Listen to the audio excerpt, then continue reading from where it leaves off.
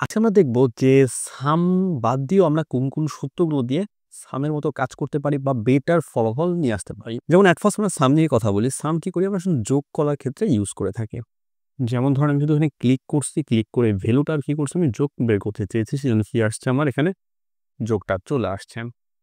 যদি আমরা ২য় ফর্মুলায় যাই যে সাব টোটাল। এটা হচ্ছে সামের থেকে একটু অ্যাডভান্স ফর্মুলা। কিভাবে? যেমন ধরেন এটাও কি করছে আমাকে ঠিক সামের মতনই ৫৫০ গড় নিয়ে এসে দিয়েছে যে এইগুলোর যোগফল।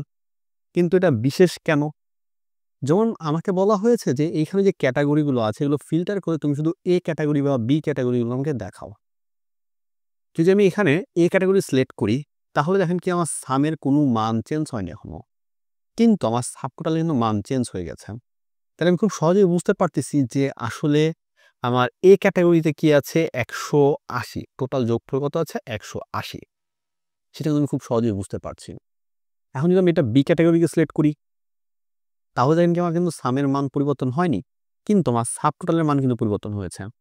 যে আমি জানতে পারলাম যে বি ক্যাটেগরিতে যেগুলো আছে সেগুলোর যোগফল কত ১৪০।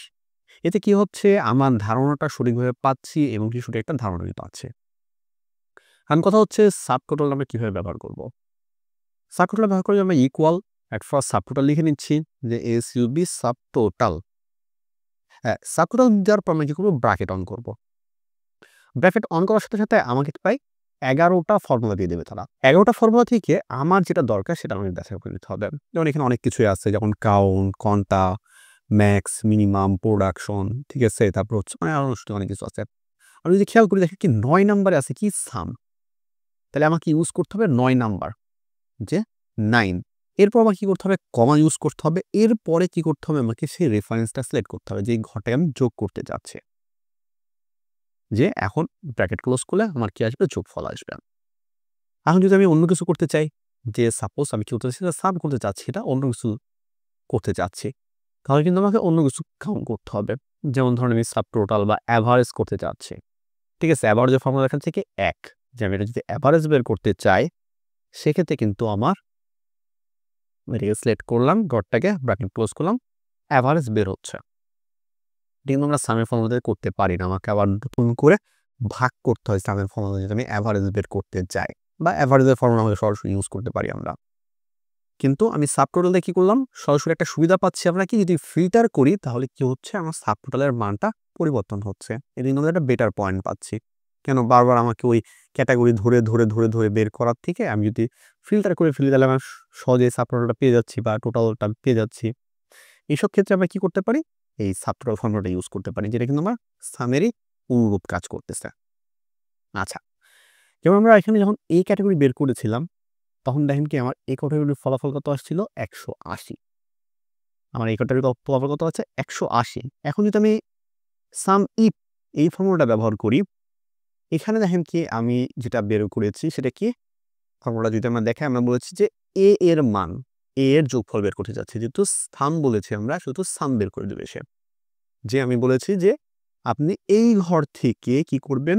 A এর ফলাফল বের করবেন। A কে কোথায় খুঁজে পাবেন? এই ঘরে খুঁজে পাবেন। তাহলে ১ম আমরা কি করেছি? ইকুয়াল সাম ইফ যে ঘরটা যোগ করবে সেই ঘরটা দিয়েছি, কমা দিলাম। কমা দেওয়ার পরে সে যেখান থেকে খুঁজবে সেই ঘরটা দিয়েছি এবং কমা দিয়েছি। তারপর কি বলেছি? সে যে জিনিসটা খুঁজবে সেটা দিয়েছি আমরা। যে ১ম এ কি করব আমরা? যে ১ম এ যেহেতু সাম করতেছি তাহলে সামের ঘরটা দিতে হবে আমাকে। যেমন আমরা সামের যে ফর্মুলাটা জানি সেটা কি? ইকুয়াল যে ঘরটা দিয়ে আমরা যোগ করতে চাচ্ছি সেই ঘরটা। ঠিক এখানেও তাই করেছি আমরা যে ইকুয়াল সাম ইফ যে ঘরটা যোগ করতে যাচ্ছি সেই ঘরটা দিয়েছি। এরপরে কমা দিয়েছি। কমা দেওয়ার পর আমরা কি করব? যে আসলে কোথা থেকে সে খুঁজে বের করবে তথ্যটা। যে ক্যাটেগরি হোক বা যেই জিনিসটা হোক সেই জিনিসটাকে রো থেকে বা কোন কলাম থেকে সে খুঁজে বের করবে সেই কলামটা বা রোটা আমরা সিলেক্ট করে দিয়েছি। তাহলে এখানে কলামটা আমরা সিলেক্ট করেছি। কলামটা সিলেক্ট করার পর আসলে সেই কলামে কি খুঁজবে? কারণ প্রশ্ন হচ্ছে সে কলামে কি খুঁজবে? সে খুঁজবে কি A ক্যাটেগরি খুঁজবে। তাই যদি আমরা এন্টার প্রেস করি তাহলে দেখেন কি A আসছে। ঠিক যদি আমরা এখানে আসি, এখানে আমরা কি করছি? A ক্যাটেগরি দিয়েছি যে অ্যামাউন্ট বের করতে চাই। তাহলে সাব ইফ এই ঘরটাকে সিলেক্ট করেছি যে এই ঘরটাকে সে কি করবে? যোগ করবে। কোথা থেকে খুঁজে বের করবে সে? সেই ঘরটাকে সিলেক্ট করেছি। কি খুঁজে বের করবে সে? সেটা আমরা দিয়েছি। দিয়ে বের করে ফেলছি আমরা। এখন যদি আমি এর জায়গায় আমি কি করলাম বি দিয়ে দিই, তাহলে কি করবে সে এখন বি এর মানটা আমাকে বের করে দেবে। এটাও কিন্তু আমাকে যোগ করে দেখাচ্ছে, কিন্তু আমি খুব সহজেই বুঝতে পারতেছি সে খুঁজে বের করে নিয়ে আসতেছে পুরো ডেটাবেস। আমার এখানে হয়তো ডেটাবেস একটু ছোট, ধরুন একটা বড় ডেটাবেস দিয়ে কাজ করবে তখন কিন্তু খুঁজে বের করতে আপনার কষ্ট হবে। সেক্ষেত্রে আমরা এরকম সাবটোটাল বা সামিফ ফর্মুলাটা ব্যবহার করতে পারি। আশা করি দুটো ফর্মুলা আপনাদের কোনো সমস্যা নেই। তারপর একটা আছে কি ডিসাম ফর্মুলা। একটা ডিসাম ফর্মুলা কি, এটা আবার হচ্ছে সামিফের আপডেট। এখন ডি সাম কি করে, ডিসামও কি করবে, এটা হচ্ছে সামিফের একটি আপডেট ভার্সন। এটা হচ্ছে আমরা যখন ডাইমেন্ডিক বা কোনো ঘরকে সিলেক্ট করে কাজ করতে যাই তখন আমরা এটা ব্যবহার করি। এটা সম্পর্কে আমরা ডিটেলস আলোচনা করব অন্য একটি ভিডিওতে, যে সামিফস বা হচ্ছে ডিসামের মধ্যে পার্থক্য কি, দুটো কিভাবে আলাদা আলাদাভাবে কাজ করা যায়, বা সামিফ থেকে কিভাবে ডিসাম বেশি আপডেট বা আমরা কিভাবে সুবিধাটা নিতে পারি সেটা নিয়ে। তবে এখানে আমরা ডিসামের সূত্রটা একটু বুঝাই দিই আপনাদেরকে। এখানে আমরা কি করেছি, ডিসাম লিখছি, ডিসাম করার পরে ব্র্যাকেট দিয়েছি, আমার পুরা টেবিলটাকে সিলেক্ট করে দিয়েছি। আমার যত বড় টেবিল ছিল সম্পূর্ণ টেবিলটা সিলেক্ট করেছি। টেবিলটা সিলেক্ট করার পর আমি তাকে বুঝাই দিয়েছি যে আসলে তুমি টেবিলের কোন রোটা থেকে মানটা বের করবা বা টোটাল করবা। যে আমি বলে দিলাম যে ভ্যালু 1, যে ভ্যালুস 1টা আছে সেটা থেকে তুমি করবা টোটালটা বের করবা, এবং কি ডেটা কই পাবে, সে ক্যাটাগরি থেকে কি পাবে, এ কে পাবে। ঠিক আছে, সে কিভাবে ক্যাটাগরি থেকে এ কে পাবে, তাহলে কি করতেছে, এ কে সিলেক্ট করতেছে।